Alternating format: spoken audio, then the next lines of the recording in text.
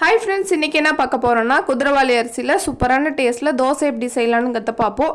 அதுக்கு முதல்ல அரிசியை வந்து ஊற வச்சுக்கலாம். எந்த அளவு ஊற வைக்கணும்னா, ஒரு கிளாஸ் அளவுக்கு குதிரைவாலி அரிசி எடுத்துக்கிட்டிங்கன்னா அதில் வந்து 1/4 கிளாஸ் அளவுக்கு உளுந்து எடுத்துங்க. 1/2 ஸ்பூன் அளவுக்கு வெந்தயம் எடுத்துக்கலாம்.